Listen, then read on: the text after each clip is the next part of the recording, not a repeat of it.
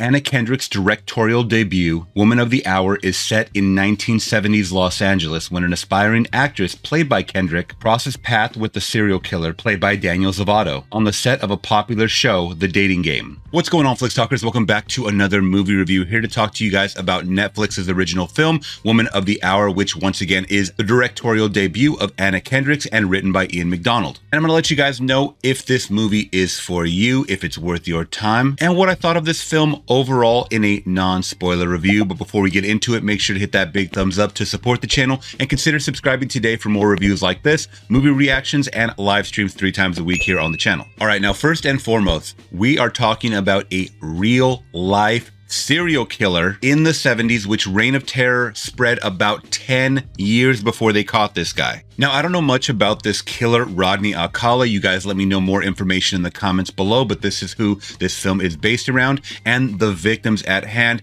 focusing on one primary victim who we see is trying to be an aspiring actress. We see how hard it is. She moved from the East Coast over to LA, and all of the crappy gigs, all of the sexism, all the misogyny that goes along with a young woman trying to get these roles either on television or in movies, and ultimately her taking this gig on the dating show, which she does mention Sally Field, more prominently, was featured on this game show. So I do like that premise of her saying, you know what? Well, she made it. I could possibly make it. It's just that one of these bachelors is a killer. Now, Anna Kendrick in this role as Cheryl, I thought she did a fantastic job. I'll be honest. I have not seen many movies where I didn't like Anna Kendrick's performance. Yeah, she can be a little bit quirky or out of place. In this one, she seemed perfectly fit. And when it does finally come time for her to go face to face with Rodney Alcala, she gets those overwhelming feelings of anxiety and nerves, and something's not right with this guy. She knows right away. Now, Daniel Zavato playing Rodney Alcala, our killer, this guy was pretty terrifying. You know what he reminded me of? He reminded me of Javier Bardem's character in No Country for Old Men, man. He had that very just creepy, just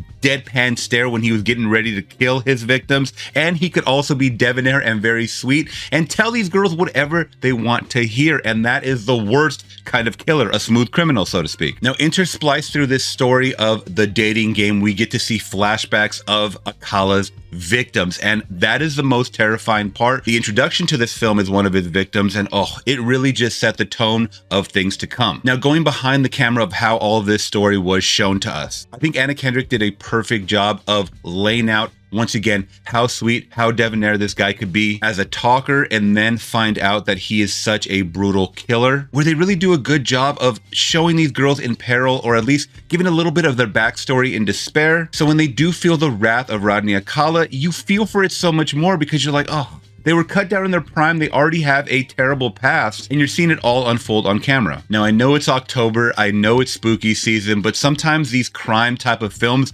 just hit in October differently. And I know that's kind of all the craze right now, is a lot of these crime documentaries, but there's something very bone-chilling about movies that hit once again in October. I thought the cinematography was also done very well, as we're jumping back and forth from California to Wyoming, kind of all over the country a bit. So we're seeing vast landscapes of, once again, where he took his victims. We also get to see, and there's kind of an underlying issue of men not believing women, as one of the women do recognize Alcala on this game show, which I believe that's kind of how he got figured out. You guys let me know once again in the comments below. I didn't do much digging after this, but this feeling of women lying or women being confused or over exaggerating or being emotional really fits a story like this, because we do find out at the end of this movie that this guy was reported many times, and the authorities really didn't do anything about it. So if not sad, this movie makes you very angry to find out that this guy was on the loose, just killing at will. So all in all, I had a very enjoyable time with some of this grim subject nature, because I thought it was a very well-paced movie. It's only about an hour and a half. The acting was very good. There was a lot of tension in the film. So all in all, I think I'm going to give Woman of the Hour a solid 4 out of 5. I definitely recommend you guys check this one out today if you guys can. And you guys let me know in the comments below, do you remember the Rodney Alcala story, the dating game killer? Please let me know if you lived through it or if you guys have heard of it. I would love to know more information once again in the comments below. And before you guys go, make sure to hit that big thumbs up to support the channel and consider subscribing today for more. I'll catch you guys in the next one. I'm gone.